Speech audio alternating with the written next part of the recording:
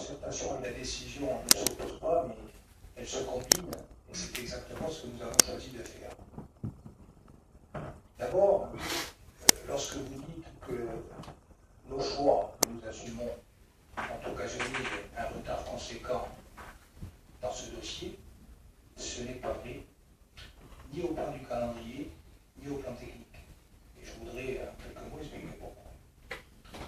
Au plan du calendrier, nous avons été élus le 30 mars et installés le 6 ou le 5 avril. Où en était ce dossier à ce moment-là?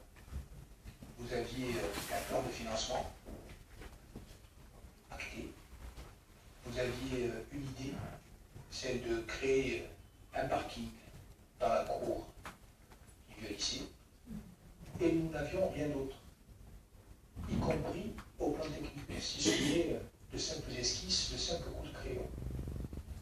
Donc, lorsque nous sommes arrivés aux responsabilités, ce dossier n'était qu'une idée, avec un financement possible derrière.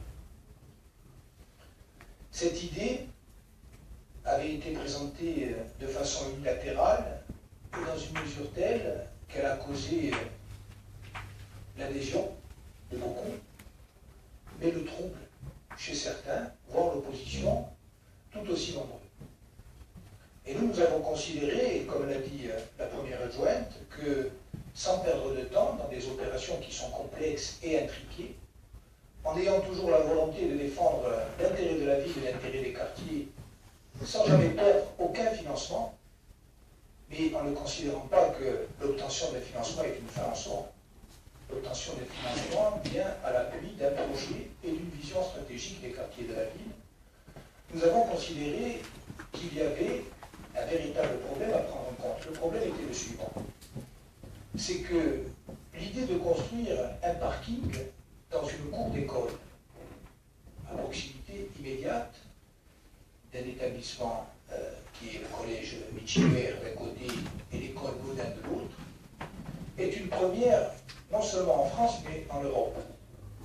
Nous n'avons trouvé trace nulle part d'une telle réalisation. Et donc, les préoccupations qui étaient exprimées par les opposants au projet étaient des préoccupations d'ordre patrimonial, d'ordre urbanistique, d'ordre pédagogique, mais également une véritable crainte par rapport à la santé des enfants. Et nous avons considéré que le choix de lever cette hypothèque était une condition préalable qui conditionnait la faisabilité de l'opération. Tout simplement parce que la santé publique est un enjeu majeur, a fortiori la santé des enfants, a fortiori dans un contexte législatif et réglementaire où les exigences vont en se renforçant. Et donc, la surprise, je vous l'ai dit très tranquillement, n'est pas que nous ayons demandé une étude d'impact. La surprise est qu'on ait pu penser à avancer sur ce projet sans prendre la précaution préalable de vérifier s'il était sans danger pour les riverains et notamment pour la communauté éducative. Et donc, calendrier toujours, j'ai été élu, je rappelle que c'est la Seine qui est compétente en la matière, j'ai été élu président de la Seine le 10 septembre 2014 et mon premier acte a été de commander cette étude sans perdre ne serait-ce qu'une heure, de faire le tour des cabinets qui sont des références scientifiques en la matière pour avoir cette garantie. Et je dirais que ce souci de ne pas perdre le moindre jour se reflète aussi dans le choix que nous avons eu d'inscrire aujourd'hui cette question à l'ordre du jour. Si nous ne vous communiquons pas ce rapport, c'est simplement qu'il est arrivé entre nos mains, entre le moment où nous avons fait les envois et la séance d'aujourd'hui, et que nous n'avons pas pu le communiquer, même pas à la CEP. Et ce qui est important, ce que nous voulions dire à la fois, oui, on va le communiquer, mais ce qui était important, c'est d'avoir la garantie qui est la suivante, et je lis simplement la phrase de conclusion: la qualité de l'air actuelle autour du projet de parking Godin est comparable à la qualité de l'air observée dans les villes moyennes françaises. Les deux configurations de rejet et de capacité du parking n'apportent pas de différence significative, et ceci pour vous répondre. Nous nous ne sommes pas restés sans rien faire, y compris pendant le temps de l'étude.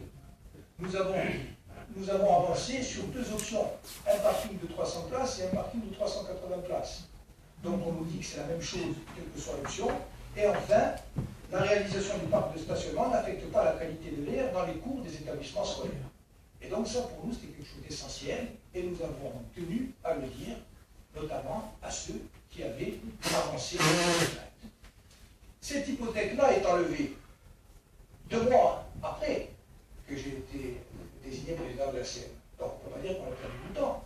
Nous n'avons perdu strictement aucun temps, puisque nous avons hérité d'un dossier qui n'en était même pas au stade de l'ébauche préalable, nous n'en étions même pas à l'avant-projet, que nous avons demandé et obtenu une étude sur l'impact en termes de pollution, que parallèlement nous avons travaillé avec la CM sur 2 options au plan technique, et que cette hypothèque de la pollution est enlevée, maintenant nous continuons.